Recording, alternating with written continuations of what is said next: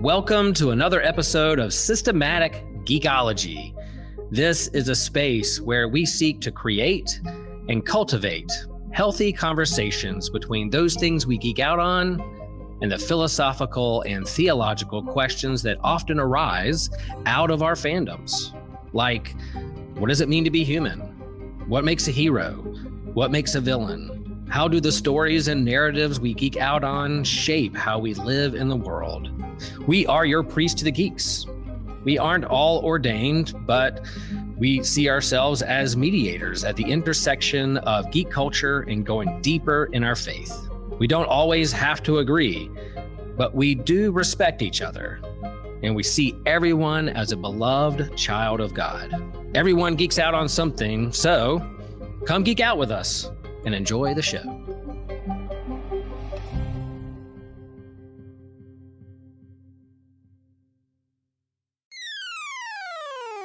You're listening to an Anazao Ministries podcast. How far would you go to save Bakugo from the League of Villains? We're going to ask that question and many more today on today's episode of Systematic Geekology. We are the Priests of the Geeks. I'm your host, Christian Ashley. I am joined, of course, by, she's no TJ, but it's not her fault. She's still pretty dang great. Elizabeth, Pangalangan, and Clyde. How's it going, Pang? Pretty well. Why do we always hype up TJ even when he's not here? I don't understand. Because he doesn't listen to the show, and it's funny to me that we sing his praises all this time, and he will never once hear it. That's so fun. But I'm glad to not be TJ, actually. My husband is glad as well for me to not be TJ. Yeah. Well, I think your husband would prefer it that way, yes? Yes. All right. Well, Pang, what have you been geeking out on recently? I said it the last episode I did, but it's just what's been consuming me because I've been procrastinating studying. So COD, Cold Wars. I went full in and my studies have suffered. Well, you can either grind either one or the other, and studies sometimes just have to suffer for fun. Well, or just because life got too overwhelming. And so I try to have a distraction. Yeah, I totally get that. I just finished airing not too long ago, Brave Bang Brave Arn, which was our mecha show of the last anime core, and I had a blast. It's definitely, I thought it was originally part of the Brave series, but no, it's inspired by them. It's fun, high octane, hot-blooded anime mecha action, and that's everything I want in the world. So there's that. But today, we're going to be going into My Hero Academia once more, this time going into the Hideout Raid arc, where after the events of the last arc, Bakugo was kidnapped by the League of Villains, and now we are forced in a situation of what are we going to do to bring him back. So, Pang, would you like to help me give an overview of what's happening here? Yeah, so we just exited the forest, and that's when they got Bakugo and those little bee things. And we are trying to figure out where Bakugo is. So it's all hands on deck because this is a political nightmare as well, because this is a hero student getting kidnapped by villains where all these adult professional heroes are around. So really, this is a big political statement right now. Parents and the society are losing trust in the heroes and trust in UA. And so everyone, it's like all the top guns on deck. You see Best Genius on the scene, everyone, Mount Lady, a lot. Do we get introduced to a lot of smaller heroes? Yeah, Endeavor's on the Gang scene. Orca, I think, shows up for the first time. Mm-hmm. So this is where we see a lot of the heroes, and we kind of see a little hierarchy of the system too, who's number 1, 2, 3. And so you see the top dogs coming in, and of course they want the kids to stay out. Let the adults handle it. You guys are not trained. You guys barely can handle your quirks. Looking at you, Midoriya. But of course they're not going to do that. And so you have kind of two sides of the coins of the adults trying to figure out where Bakugo is. And then you have the students trying to figure out what they can do. And you have people like Momo, who's class rep and wants to be goody two shoes. But yeah, other people who have the guilt, pretty much survivor guilt. I was right next to Bakugo and I couldn't do anything. So they're just trying to find him. And then you have Bakugo a little bit. You see glimpses of him chilling out with the League of Villains. Not really chilling. He is very much a captive at this Being point. very much himself. Yes, and we are still from the audience wondering. We don't know at this point, is he going to turn or not? Like that's kind of like what everyone. Sasuke. Yeah, everyone's kind of holding their breath. Like, what's going to happen? Oh yeah, this arc is honestly one of my favorites. It's not my favorite. That would be, whatever the rescue area arc is actually called. I think it's a Shie Hatsakai. But we get a lot going on here. We get to see how the adult superheroes actually engage in the world, how they do things. We get to have the kids who shouldn't be there, but still they feel that obligation to go and rescue their classmate, and for some of them, their friend. I have Momo thinking tactically to put a device so that they can track someone down, like in the heat of the moment. That is pretty dang smart on her part. And we get, is Bakugo going to end up becoming a villain? Well, Bakugo answers that question once and for all by saying, no, he idolizes All Might. There's no way he's going to join these filthy League of Villain losers because they're not All Might. And we get introduced to All for One for the first time after being hyped up. It's like, Shigaraki serves this master. Who's this master? Oh, that's why he serves him. He's one of the most, if not the most powerful person on the planet, with the ability to steal and then utilize other people's quirks, which leads to the brawl between him and All Might as they manage to get Bakugo out of there. Midoriya and his guys working to get Bakugo away, while at the same time the adult superheroes are fighting. And we get the big smackdown between All for One and All Might, where All Might loses his powers.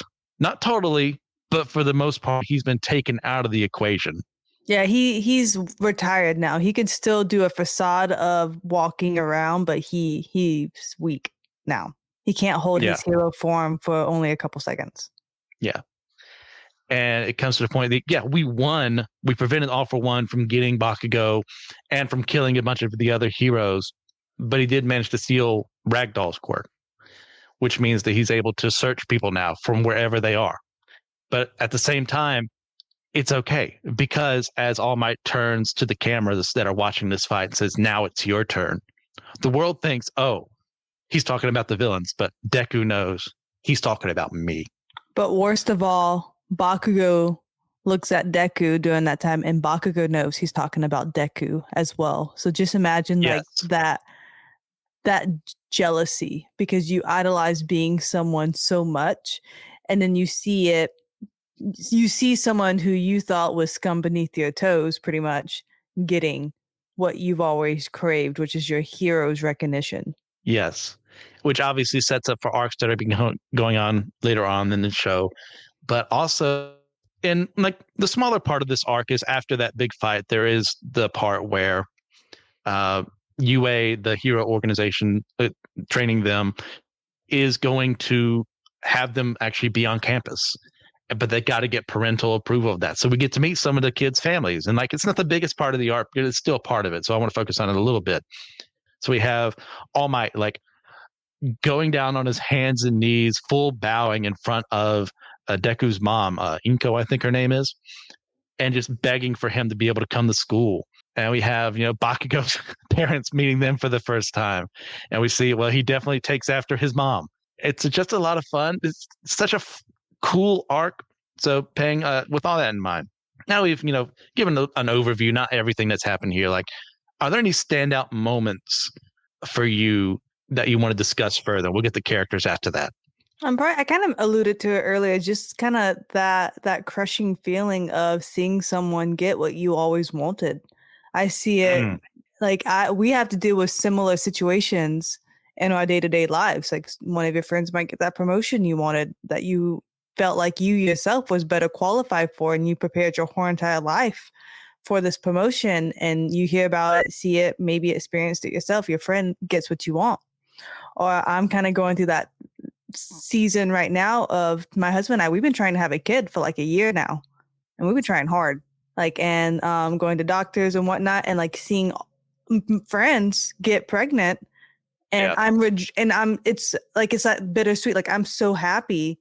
You got getting pregnant now. I understand how much of a miracle it goes. I understood the science. Now I understand the God aspect of it. And so to see people get what you want and you desire, it's hard. Almost definitely. That idea of like, I shouldn't feel angry or upset because they're being blessed with something immense. Mhm. But I also wanted that. Yeah. Like I wanted to be a part of that. I want to Yeah, be the I number one totally get hero. that. That was his Bakugo's dream. And we have to think of the mindset. This is a high schooler too. So he does not have the most emotional maturity to kind of cope with that. And we do kind of see him break down and come, down the road for his feelings. So I just really love the human aspect in that interaction. Oh yeah. Good point. Yeah. For me, obviously, the biggest moment is the All for One All Might fight in here. We finally meet the guy who, hey, we've heard made All Might the way he is now, the way he's only able to be in this mode for a couple minutes at a time instead of always being hulked out is because of this All for One guy who gave him that injury. And to see the two of them fight and have the realization. This is when he reveals that Shigaraki was Nana's grandson, right? In this Something fight? like that. Yeah, I think so. Yeah. And like for All Might, like Nana was like the person he looked up to, the person who passed on one for all to him. And to see her legacy messed up and screwed up in this fashion really heightens the fight between the two of them, where we get to the United States of Smash and the fake out for All for One thinking it's coming out one way, but it's actually in the other arm. And he manages to take him down to where he can be in prison. Now, should he probably have just been shot dead after that? Yeah, more than likely, yes, given who we're dealing with. But children's manga, not going to be worried too much about that. But it's still that moment of All Might knowing he's going to give up everything, puts everything he has into that punch and manages to win, raises his hand in the fashion he always does, and then tells that, you're next. Sending off the torch to Midoriya. I love that scene too much. It's one of my favorite fights in fiction. It's pretty powerful, really. I think I got a little misty-eyed doing that as well. Oh yeah. I won't lie. I started crying around there. It's like, man, as I've grown up, I've learned it's okay. I used to be one of those people. You can only cry over things that are real. Oh, no, I sobbed like a baby for the One Piece death. Ooh. Like there's been no death fictional that's gotten me like that one. We're still a couple episodes away from covering that one. That's going to be a brutal one. That's why I didn't say who, but we all know. Yes. Oh, yes. There used to be a meme, nobody dies in One Piece until that day. But for my hero, other moments here, it's a very small scene, but it's when All for One shows up and he starts clowning on the other heroes. And he goes at the best Genus who is fighting against him. And he praises him. And he also says, hey, I could steal your quirk, but that's too much work. So really, in a way, it's not a diss. It's like him giving some flattery. It's like, you worked hard enough on this quirk to control thread, to control fabric, that I don't want to waste my time doing it, but I still appreciate you being able to do it. It's that weird kind of baddie flattery in a sense. Yeah, and Best Genus gets pummeled, right? Like ICU, he's out of commission for a while. It's a while before he shows back up on the scene. Mm-hmm. Let's see. Other than that, that'd be more character stuff. How about character moments that stand out for you here? I'm trying to think. I don't think any really students stood out to me that I'm thinking about. I don't think anyone was like, ooh, no student actually shined besides Midoriya and Bakugo, because we talked about that moment, but I'm trying to think if they did anything fun, and I don't think so. I just love Bakugo, being tied up, and they really tried to turn. They really thought they were going to turn him, and I really thought they were going to turn him too. Like that. I just love that we did not know, how it went. Either it kept us on the edge of the seat. Well written. Even if you think, no, there's no way, that there's that doubt in your mind. Could he become our Sasuke for this series and end up joining the League of Villains? Yeah. Could he have been a double agent and, infiltrated it? That could have happened. I will say, once again, it's a smaller scene, but Ida, when they're all, it's Izuku, goodness gracious, Kirishima, Momo, and Todoroki are all deciding they're going to go try and track down Bakugo. He's realized what they're going to do, And because of the actions that he did in the last couple arcs, where he went out on his own, did his own vigilante thing because of his revenge, he gets angry at them, but he doesn't condemn them because he gets it. He understands, okay, I know why you're doing this, so I'm going to accompany you, knowing the plan is that we're not going to actively engage with any of the villains. That's a good character moment for him, in that he has learned where to go, but also how to slow things down a bit and not be so judgmental. Mm-hmm. Yeah, it makes sense. And then, gosh, it was just so much happened, but it's so hard to explain it all because it was just so quick too. There was no drawn out fight scenes. There was no drawn out like over planning. It went by very like quickly, which I appreciated because I hate when a fight scene takes 20 episodes. As you continue on through your Dragon Ball watch. Yeah, I am. And right now I'm in a filler area that I think, episode like 7 of a filler. And I'm like, come on, guys. Yeah. There's another smaller scene. It's when you kind of realize just how well Deku knows Bakugo, in that if Deku is the one who reaches out his hand to Bakugo, he's not going to reach out back. But because he's watched him and Kirishima become friends, the plan is to have that happen instead. True. That does make a lot of sense. Yeah, that shows a tactical mind, but it also shows a very human side. It's like he is more empathetic to Bakugo's feelings, that he doesn't force a situation that won't make it work. And really, the kids strategizing, as we know in most anime and whatnot, they're more efficient than adults. I mean, just look at Harry Potter. Like those 3 kiddos, they kept on saving the world over and over again. And the adult wizards, what? Where you at? Same scenario here, which makes it relatable because it is kind of geared towards more of the younger audience. But I mean, that's just bad booties. I appreciate those kiddos. Yeah, they proved their stripes here. We'll get into later on, like, is this something they should have done in a second? But I mean, for now, let's go back to Bakugo. Okay. I mean, do you think that Bakugo has the potential to be a villain? Oh, yeah. Because the whole thing, the reason the League of Villains captured in the first place is because they think, based on how he reacted in the sports festival arc, where he acted like, even though he won, it was just mad dog who had to be chained up, as the awards were being given out, that, there's a fiery spirit inside of him that may lead him to villainy. So they think maybe we should add him. So go ahead, Bang. Yeah, so I feel the reason why I can see him as a villain is, yes, he wants to be the number one hero and he wants to be like All Might, but he wants to do it, I feel, for the power and the self-satisfaction and not because I truly care for people. So his power can get him to number one, but his character will not make him beloved by the people, if you will, or his character doesn't seem like he wants to save people. Like it's he has all the power, but none of the heart.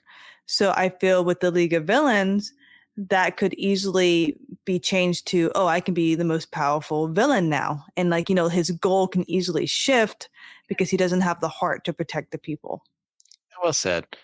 I think it's one of those things where it could have a path, because I agree. He is one of those people who is not in it always for the right reasons. I mean, he's kind of Endeavor, and that's one of the ways they do end up becoming foils to one another as the show continues. Is Endeavor wanted to be the very best, be the number one hero, but he kept always being in the shadow of All Might. He was saving people. He was doing good things for his own glory, for people to look at him. And Bakugo kind of has similar aspects in there as well. Like he's doing this to be the top dog. He's doing this. Yes, he's going to save people. He's going to help people. And I do think there is a spirit inside of him that wants to help them. But ultimately, at this point in his life, it's about him. It's about how he looks, which you've seen between him and his relationship with Deku this whole time, of him always being the top dog, and how that affected his relationship with Izuku to the point where, if you remember very early on, he told him to kill himself. Yes, not very heroic. Not very heroic at all. But do I honestly believe he is ever going to become a villain? No. I just think there's aspects of his personality he needs to work on. But I even though there was a twinge of doubt in my mind when he was in the League of Villains, and there trying to woo him over to their side. It's like, there's no way he's going to say yes. He's going to fight them. And what does he do? The moment they throw down and say, hey, we want you to join us, he doesn't flinch. He goes out and attacks them. Like, doesn't even think, well, maybe I could act like a double agent. Maybe I could just lie to them. No, Bakugo, that's just not who he is as a person. He's impetuous. He's hot-headed. He's going to blow them up. How dare you kidnap me? I am a hero. Mm-hmm. If you'd like to support our show, please consider joining our Patreon, where you get live access to our YouTube exclusives, including our comic book catch-up, Manga Mustard, Drinks with Teachers, and our companion series that we do each year with our annual theme. You can also get exclusive merch, including t-shirts, handbags, a coffee mug, and a long sleeve shirt. We also have available bonus extra questions at the end of most of our podcast episodes. You get access to exclusive Discord channels, discounts on our store, access to any future online D&D campaigns. You get to vote on topics for some of our episodes. You can easily access all of the Patreon content right through Spotify now. So super easy. Go to our Spotify page at the top. It's going to say exclusive content for subscribers. If you're a patron, hit that button. You get all of our bonus content right there on Spotify, right with your regular feed. And of course, you get the satisfaction of knowing you helped a podcast in need. Our overhead includes editing software, marketing equipment, recording software, and a lot more. And there's a lot that goes into keeping the lights on here. And we really appreciate all of our patron subscribers for helping this show happen. So moving on from there, unless there's something else you want to add. Nope, I agree with what you just said. Okay. Well, that's good to hear. So early on in this arc, we had the argument as, Deku is in the hospital, being treated for his wounds because once again, he's exerted his power too much in a fight with Muscular and so on and so forth, and trying to rescue Bakugo and failing in that aspect, but managing to save Tokiyami. So there's one thing they were able to do there. The students have a meeting essentially there where there are some who want to go and save Bakugo, and there's others who insist that they should allow the adults to handle it because, hey, they are still heroes in training. They don't have their licenses. So if they go out and do this, they're acting as vigilantes. They're not doing what they're training to do. Mm-hmm. So we have people like Momo, people like Momo and Shoto and Deku who are like, hey, we should be out there. We need to get Bakugo. Kirishima's like, I need to get my friend. And then you have people like Sue, who in a very blunt way saying, look, that is not how we're supposed to do things. And you kind of even acting like villains in that regard. So in your opinion, Peng, who's right in this situation? Or is anyone right? I feel like there's no one right in this situation. I'm such a rule follower. But once again, your position determines your perspective. And your perspective determines a lot of your actions. So if I didn't know Bakugo straight from anything, I'll be like, why are you guys breaking the rules? Like, no, just stay here. But as Midoriya and Kirishima, like that, nothing can stop them. So they see justice in their eyes, and they are kind of on that vigilante side. But I mean, it worked out in the end. I mean, they say like it's the same scenario when the hero killer came. On paper, they did nothing. They were just there because they weren't allowed to do anything. You know what I mean? But yeah. We needed them, obviously, looking on the other side. But I probably would, if I knew the situation and I knew someone needed my help, I would do it. But I mean, once again, if you don't know anyone, why? I'll be like, no, we gotta stay by the rules. But I wouldn't have the passion or the perspective of I have to save my friend. Yeah. For me, in this scenario, this is assuming I have superpowers. I am in this organization. I can act in that way. I am on everyone's side here in different aspects because, hey, there are trained superhero adults who've got the same things we've done but have more experience. They should be able to track him down. They should be able to get it done. But I also understand kids don't think that far ahead. Mm-hmm. They're thinking, oh no, our friend is kidnapped. There's this vague possibility of other people doing it and bringing him back. But what if we did it ourselves? Because these are very capable people. They know what they're doing. They've had experience fighting other villains. They can go out there and do it. And they know, thanks to Momo, exactly where Bakugo is. So they can do something about it. And, that old Spider-Man adage, with great power, there must also come great responsibility. So if you have the ability to do something and you don't do it, that shows weakness and fear and timidity to me. If you're not capable of doing it, I'm not going to get angry with you not doing it. But for me, if I am in that scenario and I have the capability of doing it, and there's nothing like, and I know exactly as much information as they do, which is they don't know about the plan to rescue Bakugo. I'm going out and doing what they did. Mm-hmm. But at the same time, Sue is right. They are children. This is not responsibility in the eyes of the hero world, because they're just supposed to be there learning. It's not their fault that one of their classmates got taken by a villain. Mm-hmm. They need to stay. They need to listen to the rules. They need to abide by. But understand her perspective, which is why later on when she does have that scene where she kind of reconciles with everyone and apologizes for how she said it, they understand where she was coming from, so they don't mess with her that much. They just bring her back into the fold. Makes sense. Yeah, it was Sue, because she knew the people, so I feel like if I was in Sue's position, I would have joined the classmates in the crowds. But I mean, there's a reason why we don't see Class B on the battlefield. They don't have the skin in the game. Yeah.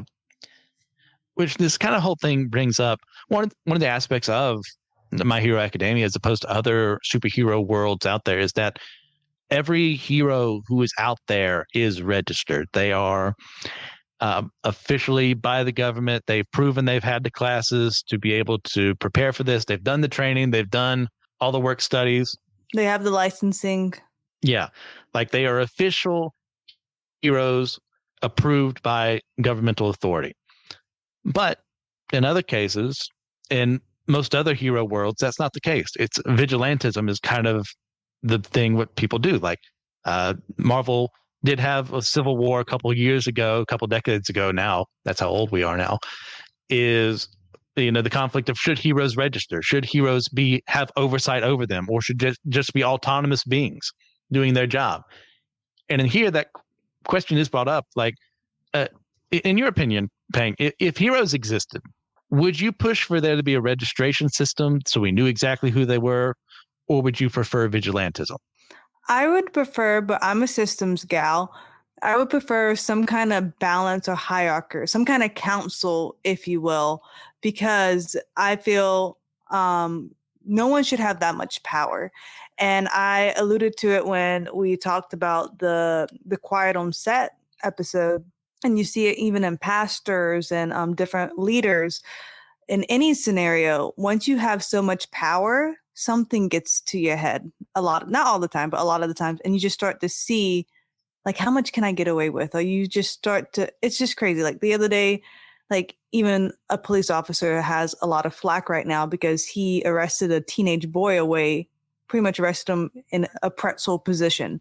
And yes, the boy probably deserved to get arrested, but why are you pushing the line, And so he is now up to be reviewed, which is good. It's a checks and a balance. Like, did you need to use this much force? Let's review it. And if we need to have corrective actions, someone will corrective action. But if it's just vigilantes, what is the corrective action of it? What is the protocol? Because you'll have what's it called? The Incredibles type moment where, yes, they call it the bank robber, but they just did millions and millions of dollars worth of damage. And so they don't really think about the other people. And so there needs to be checks and balances. Well, also, I mean, you want them to get paid too. Like if it was, I think of like also solo. Ideally, yes. Yeah. I mean, they do be saving lives. We need them. Yeah. In that same way, the firefighters, police officers, EMS, they're all paid for those services. There should be a system in place. And if that were to be a thing for heroes to be paid. But for me, growing up, you're more Marvel and DC kind of fandoms where for the most part, there's not a lot of oversight. And the ideal is that if people had these abilities, they're using it for the betterment of others. They're using it to help other people. So that's why, most of the time there are some comics where it does prop up, when your Guy Ritchies show up in the Avengers where they have direct government oversight. But at the same time, no one's doing that over the X-Men. No one's doing that over Spider-Man or Daredevil or so on and so forth, because it for what their stories they're trying to tell kind of weakens them. Spider-Man is better on his own for autonomy because we know Peter Parker is the kind of person who's always going to do the right thing, who's always going to be looking after someone. Yeah, collateral damage is going to happen in those fights, but I'd rather that collateral damage happen if it means the Green Goblin isn't killing people or what have you. But at that same time, you bring up very valid points.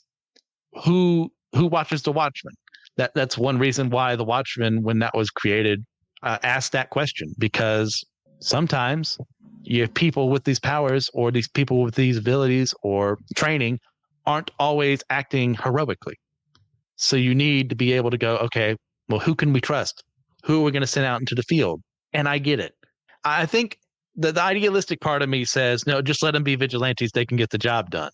But I think if this actually existed in the world, as much as it pains me to say this, I would be in favor of a registration system because, hey, like, we need to know who this guy is, where he's at, what he's capable of, or this girl over here. Oh, she can control minds.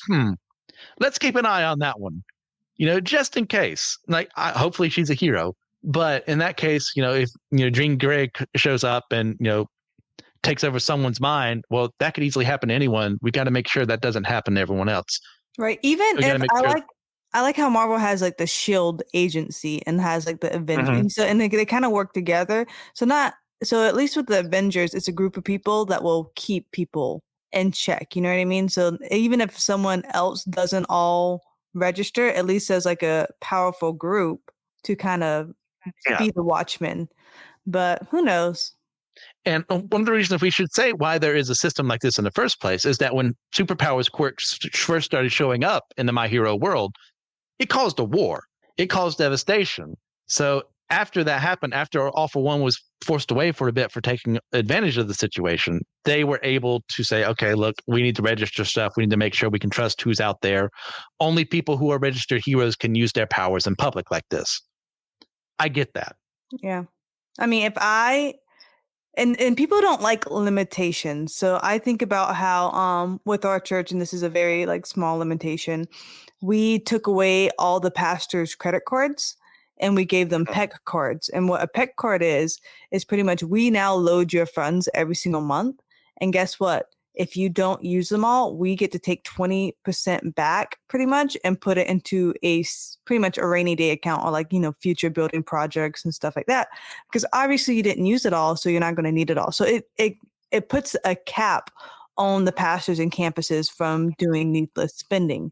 And so many people got so upset about it. Like, you're trying to control me. I feel like a child, have like a little cash card. And so no one likes restrictions. And I use that small scenario because it was just pastors with a credit card. That's not even their money. You know what I mean? It was the churches. And we got pushback from men of God. Imagine trying to put limitations on heroes that have superpowers.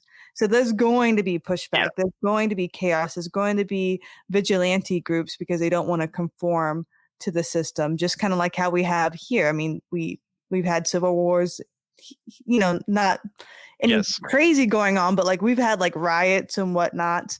So I can only imagine the chaos of trying to implement something going on. I even talked to someone. I was like, man, I really would love this calendar system, but no one's going to use it. And it's hard to implement everyone getting on board with calendaring at the church versus getting heroes to register.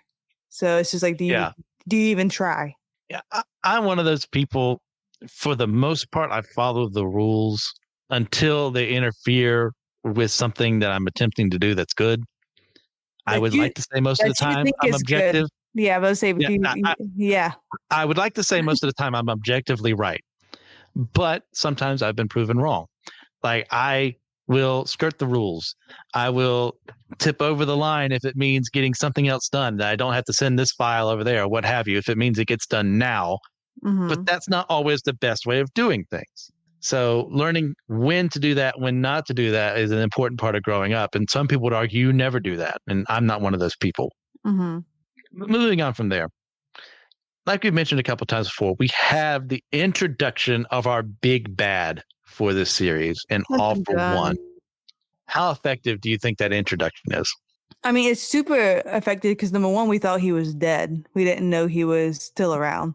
So holy cow, this is the darkness and the shadow pulling the strings that we didn't even know with the whole what are they called again, that group? League of Villains. Yeah, why did I forget that for a second?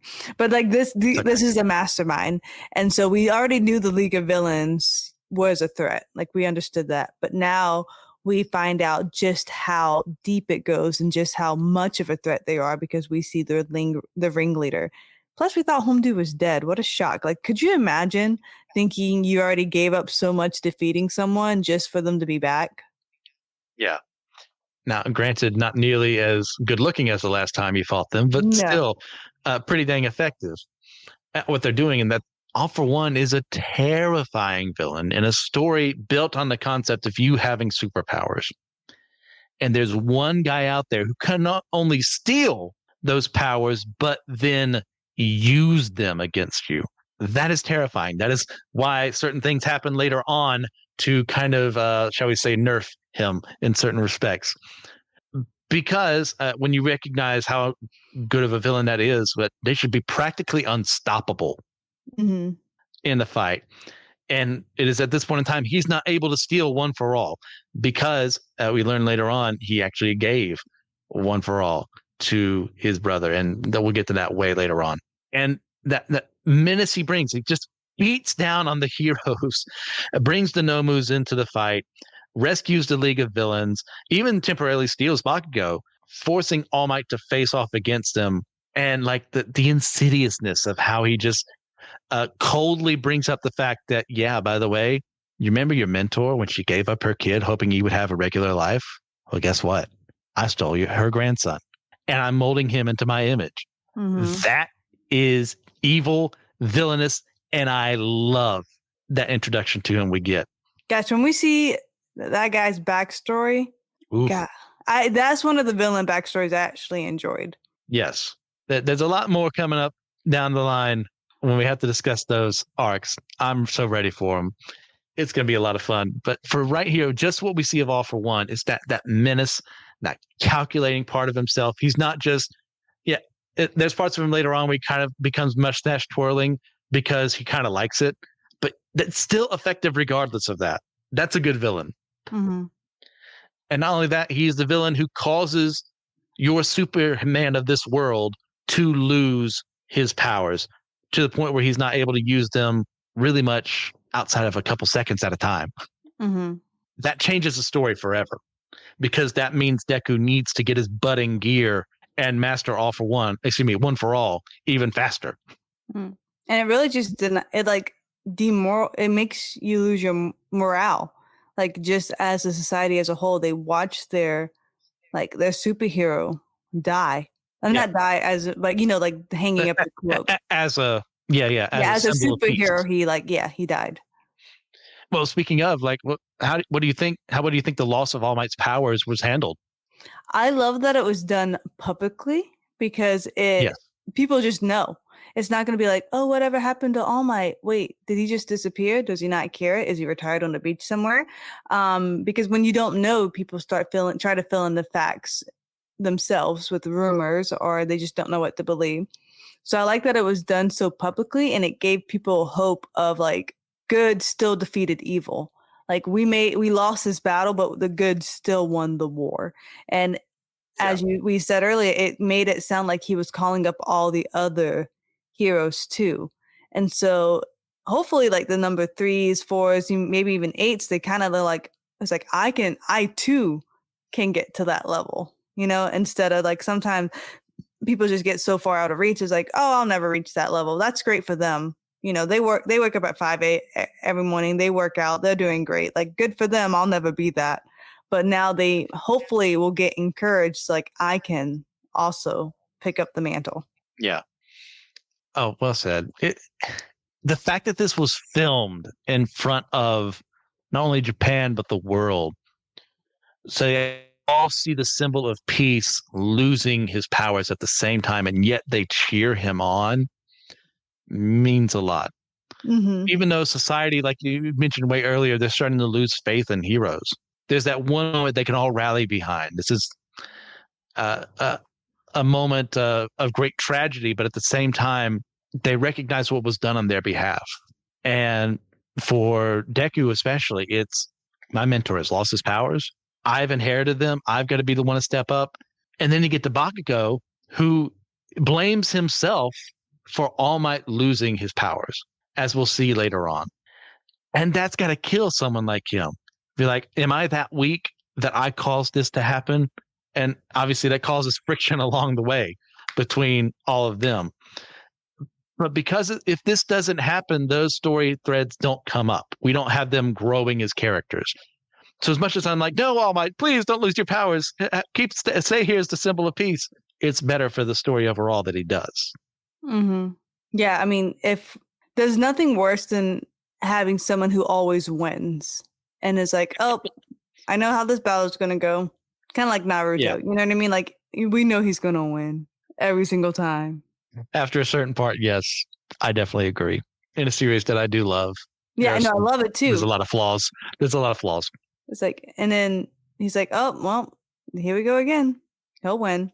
And in My Hero Academia, we'll definitely have some flaws later on as later arcs, but I'll save those for another time. Right, on those review episodes. So one of the things kind of brought up in this arc is the idea of legacy and having someone that you pass things on to. We have Izuku and Shigaraki serving as foils to one another, and they're being mentored by All Might and All for One, respectively, and how that affects them as people. Like, do you believe this is done well? And how does it affect the story? Yeah, I feel like it's done well, especially because you get to see even past All Might, and like you see Gran Torino, and you get to see more of the previous wielders. So it just shows how legacy is generational, and how you're always wanting to. We see it too with all the other students going for their mentorship programs and whatnot, and learning from the people in the next season. It's so good to learn from someone in the season above you, and then hopefully you will then down the road train someone up in the season that you just came out of, you know? And so I think they do a really good job of preparing the next generation, because if you don't, I mean, you look at churches who do not invest in the youth. This is how you get really old churches. And so if these heroes aren't investing in the younger generation, especially like with Midoriya, you're just going to get a lot of old heroes that burn out and a lot of entitled young people who don't know what it takes to be a hero. Yeah. And the way it's played off of each other in Izuku and Shigaraki are like, you know, the light and dark aspects to this, and that one is being mentored into heroism, the other into villainy, both for very different reasons. All for One, it's because he wants someone to take over for him because he knows he's not going to be here forever. That the last fight he had with All Might before this proved that he could be beat. He could even potentially die one day. So he does it in such a twisted fashion, taking Nana's grandchild to become his, be molded and shaped into his image, the ultimate insult to the people who've been fighting him all this time, using the powers of One for All. Then you have Deku, who as a quirkless person was gifted with this power to protect other people, had that drive within himself to look after others. And the collision of the different ideologies between them is just incredibly well played. I love what the series does with that. And that's definitely something in the most recent chapters of the manga as they're releasing right now. This is still something being brought up. That's how important legacy is to this series as a whole. I'm not caught up with the manga. I refuse to read it. I like watching the animes. That's fair. And I believe the 7th season is not too long out from right now. I want to say it's coming out in May. Something like that. We just waiting. Yeah. All right, cool. So with that in mind, do you have anything you want to add before we start wrapping things up? Go watch My Hero Academia if you have not already. Hopefully, if you're listening to this episode, because this is what, like our 4th or 5th one review of the series, at least. Probably more. But go watch it. Honestly, rewatch. I kind of want to rewatch it now. Chit-chatting about all this, because this is such a good arc. Yeah, this is a lot of fun. But guys, if you want to hear more, we are going to do a special bonus question, of course, for our Captivate and Patreon listeners. This is going to be like, if you had your own quirk, what would you name yourself and what would your quirk be? We're going to be doing this for our Patreon and Captivate listeners. But before we go there, rate and review this arc out of 10, what do you think? It's just so hard because 10 is perfection where I can't love it anymore. So very few things get 10 for me. So I'll give it an 8.5. Okay. Yeah. I really love this arc. It's like I said, it's not my favorite, but it's up there. I'm giving this one a 9. It's a solid part of it. My Hero Academia, bringing up very different aspects that have been building up to this moment in time. So much fun. But what do you guys think? Let us know on Facebook, Discord, YouTube, wherever you see this. Just what were your thoughts on the show so far? Is there something we missed? We really wish we would have talked about. How are we going to know if you don't tell us?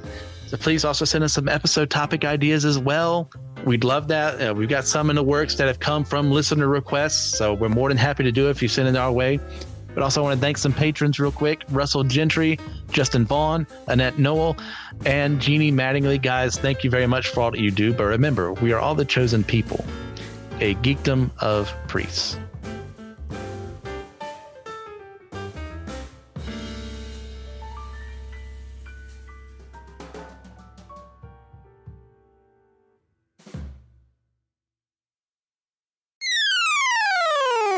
Hi, my name is TJ. I'm here to tell you about the Systematic Geekology shop. That's where we post all of our merch. It is hosted on Creator Spring, and we have a ton of really cool merch, mostly clothing. We have hats, extra soft t-shirts, sweaters, hoodies, and more. Our hosts wear them all the time. It's actually super comfy.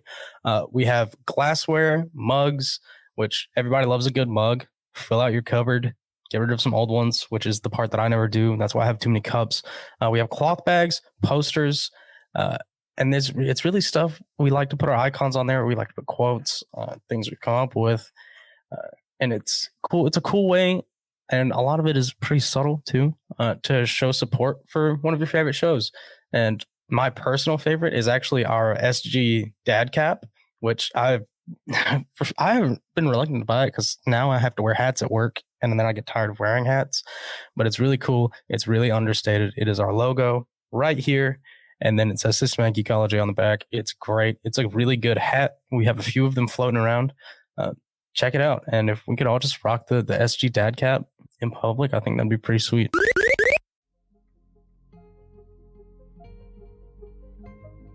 Hey friends and fellow geekologists, you're getting ready to hear one of the panels we hosted at Theology Beer Camp last October in Missouri. A huge thank you to Trip Fuller and Homebrew Christianity and the Venues Church for hosting us and allowing us to be a part of the Zest.